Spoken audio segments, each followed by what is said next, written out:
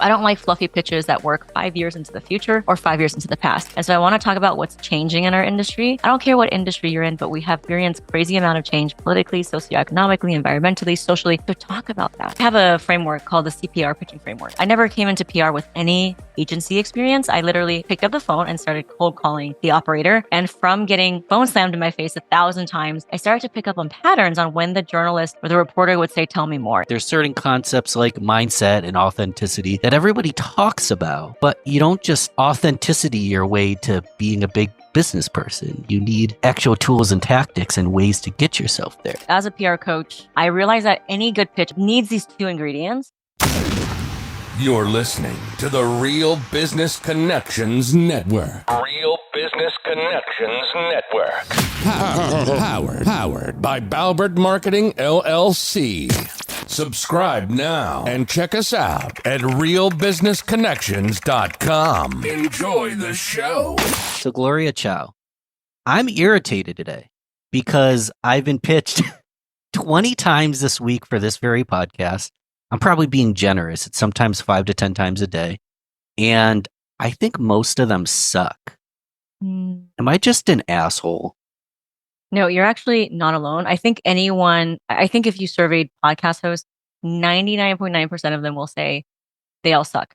And we can talk about why. It's not a personal attack, right? It's that they're using the same template that has no intention, that doesn't have relevance or specificity, and just literally copy and pasting and changing the first sentence, which is, "Oh, I loved your episode with so-and-so." It's usually the last episode.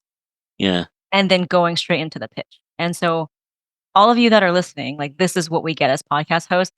And there are services that are charging lots of money for doing this for you when, like, honestly, the founder should do it themselves. So that's kind of what we're going to talk about today. How do you actually successfully pitch for podcasts and get that yes from a host?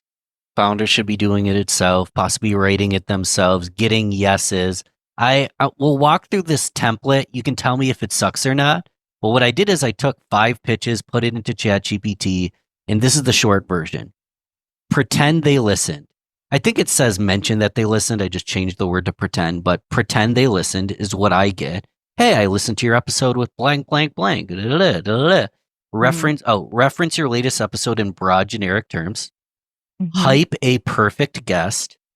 Highlight big credentials or media mentions. Yeah. I like this template if I knew that it was authentic. Buzzword topics. Present a few quick bullet points. Cross-promotion promise. This is the one that irritates me because a lot of people will not cross-promote. So they send me a templated thing that they will, and then they don't promote it. And then I feel stubborn afterwards because they said they would promote and they won't. That's me just projecting a little bit there. Mention sharing social channels or email lists. Soft opt-out, like if it's not a fit, no worries. That's ChatGPT. It's the breakdown of all the pitches I get. And at surface level, it doesn't sound that bad. It sounds pretty decent, right? What are your thoughts on it? So, as a PR coach, I realize that any good pitch, I don't care if you're pitching for podcasts, for speaking, for wholesale, for retail, to, Oprah's favorite things, it needs these 2 ingredients. And the ingredients is it needs specificity and relevance. And so broad topic, yes, it works, but it doesn't have the specificity or the relevance. And so a lot of times you get those really fluffy pitches, right? Like, this person is a corporate leader and can talk about mindset. And it's like that's not specific or relevant. And so much has happened in our world post-COVID, post-AI. If you're not pitching something that's like super relevant to talk about reflecting where we are in the here and now, I don't want you on my show, right? Because it's like, I don't need that general fluffy conversation. And so I think a lot of times, when I teach pitch writing, a lot of people just tackle the first layer of an onion, but they don't actually do the work to peel away the layer of an onion to get to that juicy core, because they just want to use these fluffy words like mindset, wellness, leadership, and success. And so that's the first thing, just like, is it specific and is it relevant? And please, please, please, here's another thing. And I know that you can validate me on this, is do not have someone else pitch on your behalf. Now, I'm not saying that you shouldn't hire an assistant do the pitching for you. What I'm saying is that if you can't even email me from you, you can't even bother to put like sincerely like you, and it's your assistant doing it, then why should I have you on my show? Right? So that's another thing is like you can absolutely delegate this. And, I teach that in my PR program, but please sign it off as yourself. Like it doesn't impress me when you have someone else pitching on your behalf. You might think it's impressive, but it's actually doing the opposite. What if it's like still, so I have Balbert Marketing. What if it's a Balbert Marketing email, but Gloria at Balbert Marketing, Mark at Balbert Marketing? Is that okay, or it needs to be Ben at Balbert Marketing? I prefer the founder. I mean, unless you're like the CEO of Pepsi Cola and you really, you have like a whole communications team. I'm getting on the mic with you, Ben. And so I think that, other more informal channels like, you know, a print or an interview. But if I'm like sharing airtime with you, like mostly video for 30 minutes, I would like it to come from you. Fair enough. So how do we get that juicy core? So there's Yeah. two things that are going through my head. One, I like being integrous. If someone listened to the episode, gained value, and has something that they want to add, I want them to reach out and pitch me that idea. I really want to hear those ideas. And a big problem there is sometimes I'm like not paying attention to the real people out there because I get so many crappy pitches. So there's Mhm. that one thing that listening to 100 episodes a day and sending 100 episodes a day seems impossible. But then there's people like Ben that's getting like, I guess the real question here is how can I send pitches at least relatively at scale without just using some templated BS that isn't relevant to the host? Yeah, that's a really good question. And I think that the reason why a lot of those other pitches don't work is because they make it pretend like it's about you, it's about serving a value, but it's really about them because one, they haven't actually listened, right? We've Yeah. talked about how they've referenced an episode that has nothing to do with what they're pitching. So that shows me you haven't listened. You're just copy and pasting from the show notes. And then all the bullet points of your accomplishments. Again, it's all about you. And so how do we switch that energy to be about us? Because at the end of the day, that's what we're here to do. We're the gatekeepers of our audience's ear. So we need to know that it's about them and not about you. I have a framework called the CPR pitching framework. And I Mm. never came into PR with any agency experience. I literally picked up the phone and started cold calling the operator. And from getting phone slammed in my face 1,000 times, I started to pick up on patterns on when the journalist or the reporter would say, tell me more. And so I Mm. came up with this method now that I teach to founders all around the world called the CPR method. And it's basically a structure of your pitch to have a value driven conversation. So C stands for credibility, D stands for point of view, and R stands for relevance. And usually the pitch goes something like this. First of all, the subject line should not have your name or your company name on it because again, I don't know you, right? So the subject line should be very to the point, almost reading like a title of an episode, right? Hmm. 3 ways AI is going to impact SEO in 2025. So that is really helpful for me, right? That to me is more interesting to click on than your name or the word pitch. And then once you start the email, I always like to start with the relevance first in CPR because what is a conversation if it's not relevant to the here and now? So I don't like fluffy pitches that work 5 years into the future or 5 years into the past. And so I want to talk about what's changing in our industry. I don't care what industry you're in, but we have experienced crazy amount of change politically, socioeconomically, environmentally, socially. So talk about that. So it could be AI, it could be post COVID, it could be changing gender norms, it could be about what's happening. Like talk about that, talk about how it's different. And then instead, so the that's the relevance part. And then Yeah. go into your point of view. Point of view is great for podcasts. I like to structure it in terms of here are 5 questions I can answer for your audience. So instead of bullet points of here's what I can talk about, I'm doing you even one step further a favor by already writing out the questions for you because that's what we do as podcast hosts. We're asking questions. So here are 5 questions I can answer on your podcast. And please make it specific. So not like, how can we cultivate a growing business? Mm. That's not specific. Like how is automation going to change XYZ? You see what I mean? Like try to be specific in your questions and things that you can't Google. So for example, like for you, it could be like, how has AI impacted community and at where's the, line between using AI for speed versus like a detriment for our community building, right? That could be a question.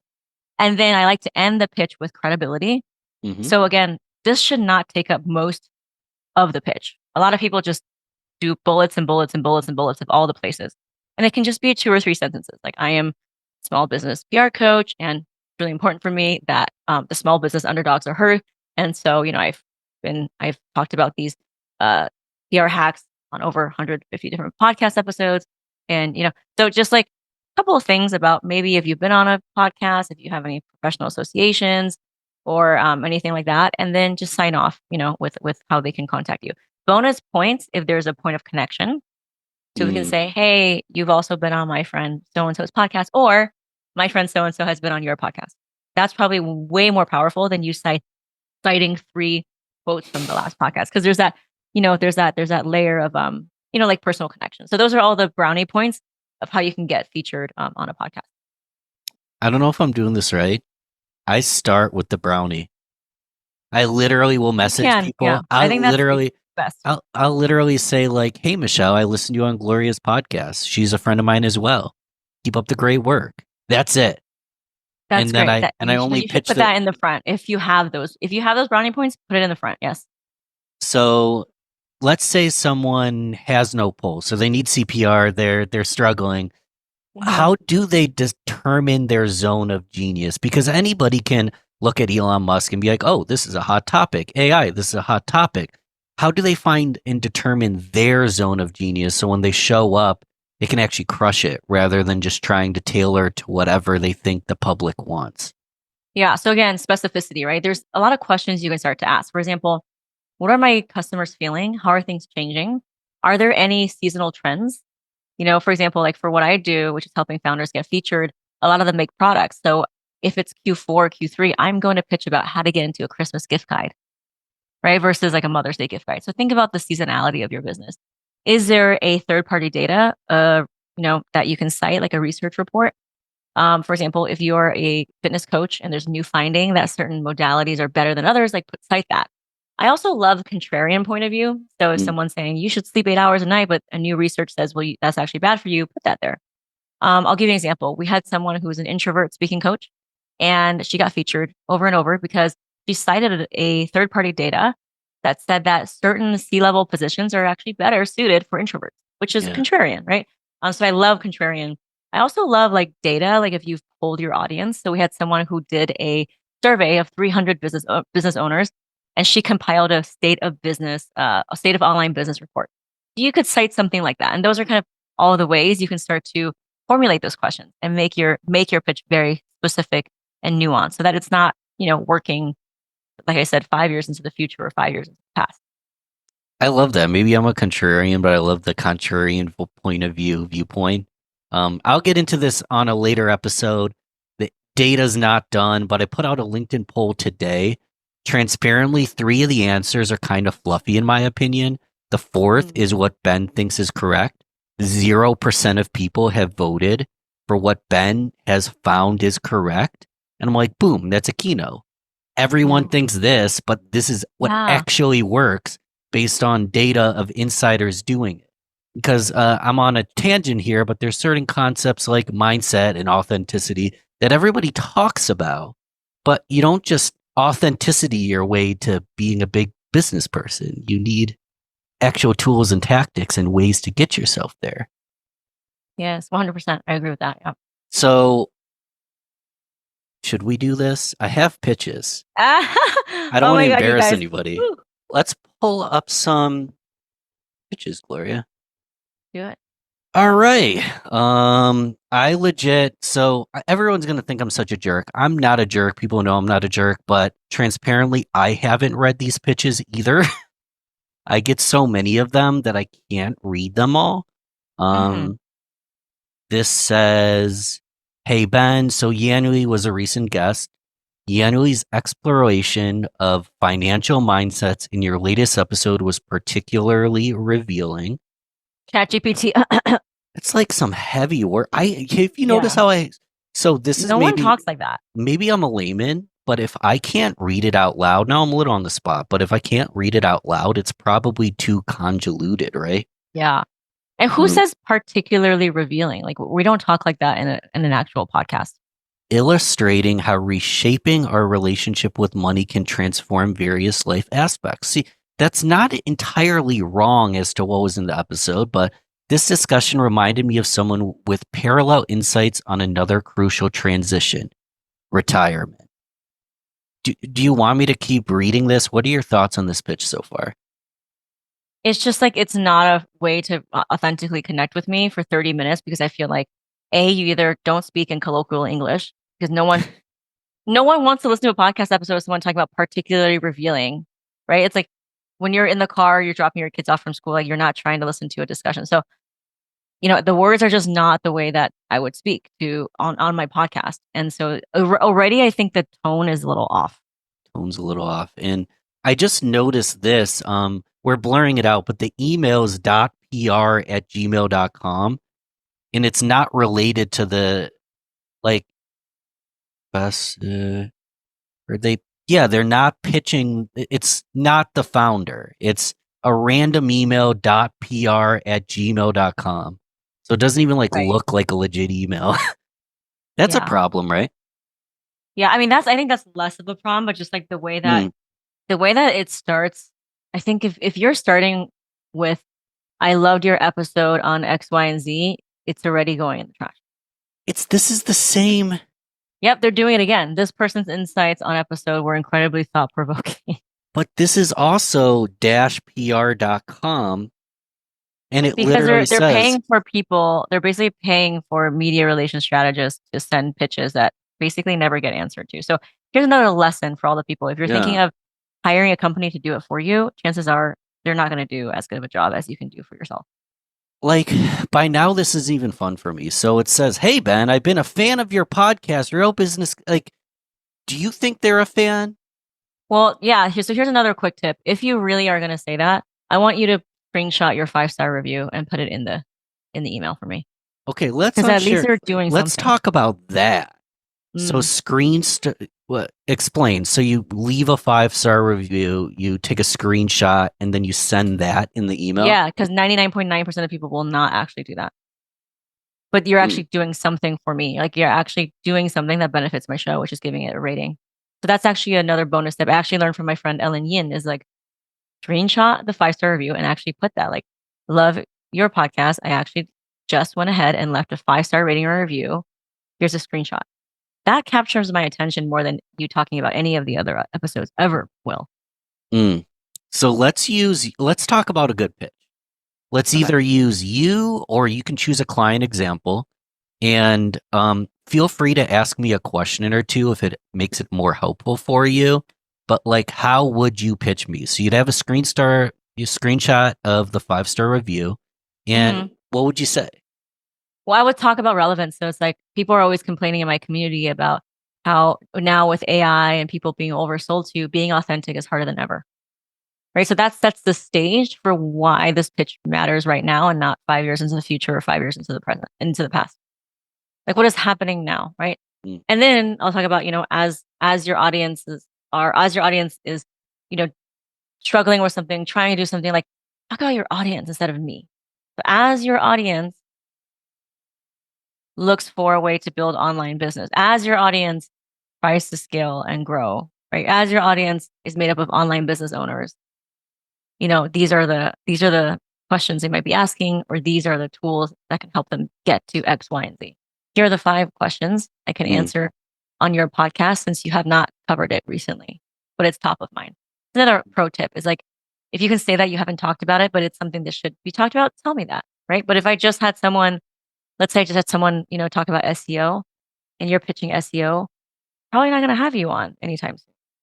But if I have not had somebody talk about SEO, but it is very tangential and very, not tangential, but very related to what I'm talking about on my podcast, which is PR, then say that and say like, since organic PR drives backlinks and is a big part of SEO building blocks, and you haven't had anyone talk about SEO, here are the 5 questions I want to answer for you as SEO is evolving in 2025.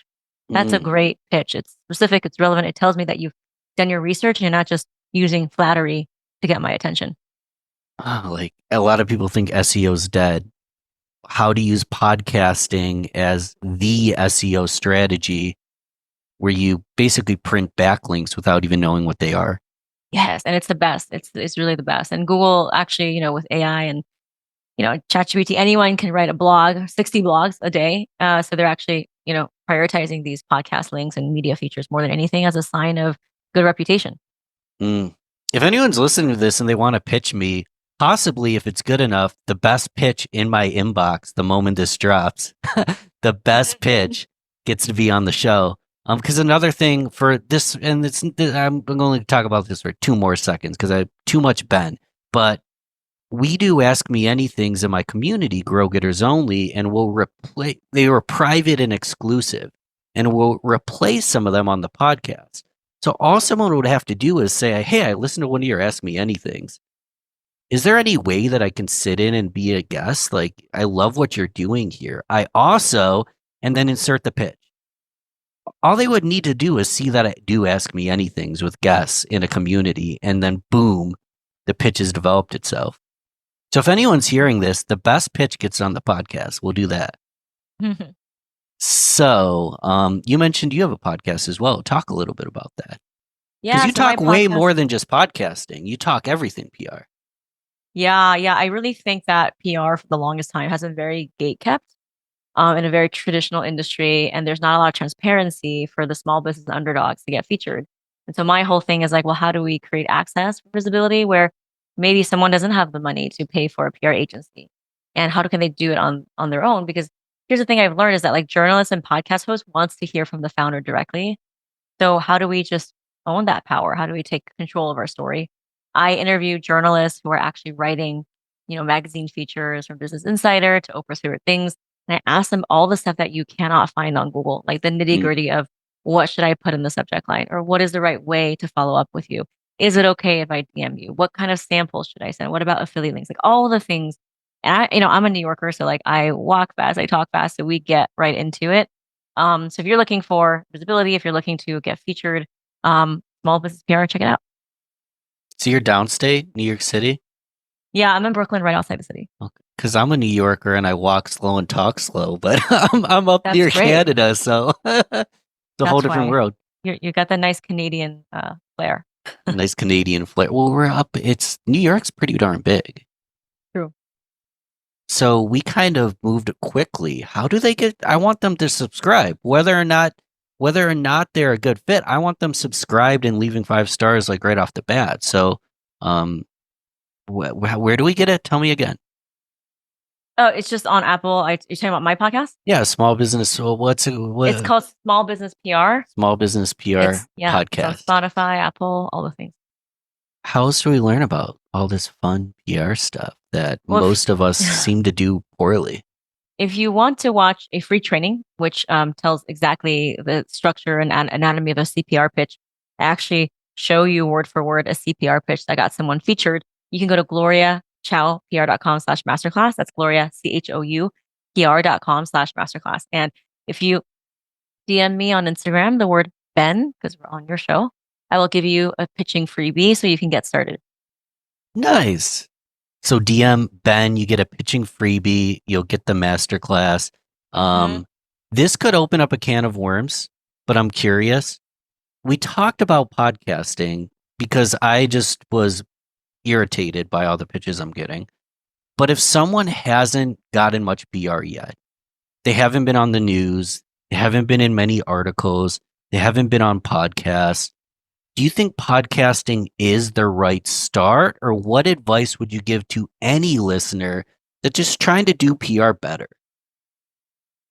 I think that there's no more powerful way to connect with a listener than a podcast because it's 20 to 30 minutes in someone's ear. But I also understand that not everyone likes to be on a podcast. And so that's totally fine. You can do interviews as well, right? If you make an e-commerce product, maybe you don't want to be on podcast. Maybe you just want to be on a Wirecut or a BuzzFeed, and that's fine. But if you want to establish yourself as an authority, a voice in your industry, then I think you should have gone onto a podcast yesterday. But there's no time like the present. And so hopefully this episode will give you all the ways that you can get started. Because remember, it's really credible backlinks for SEO, and it simultaneously checks all the boxes. And you can repurpose that episode into 30 different pieces of shareable content. One final question. So we've decided we're going to do podcasts. We didn't even talk about how do I start? How do I find the person that I'm sure anybody can pick up their phone and look at the podcast they listen to, but some of these have 100,000 subscribers. Where should I start? And I don't want to Yeah. just get no from everybody. Well, I think it's a numbers game. I think we need to be comfortable with no, because otherwise Sure. we're not going to get to the yeses, right? Um, I think there's different buckets. I think a lot of times people think, oh, I need to get on the biggest show, but a lot of times that show might not have the most engaged audience. So I always say the riches are in the niches. So if Yeah. you make, I mean, there are podcasts for everything, you know, for quilts, for candles, for women in menopause. I would say find the ones that are kind of medium tier. And you can usually tell, you can see their online presence. Does the host have a social media presence, for example? How often do they publish? If they publish every week and they've had at least 100 episodes, that's usually a good sign. So I would go with that.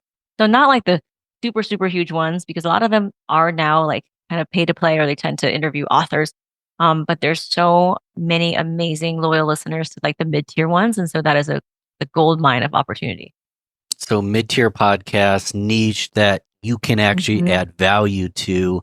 And don't worry about if they don't have 100,000 listeners. They could have 100 and 99 of them can be valuable people. Or most podcasts, Mhm. it's the medium's only growing. I could tangent all day, but you record one episode and then people hear it 5 to 10 years in the future as well. So you really don't know what that drop of seed's going to do for you. Yes. And so again, working smarter and not harder. It's the one of the highest leverage activities you can do, because again, like you said with SEO, it's there on the internet, and so you never know when or where, but it's evergreen, it's discoverable.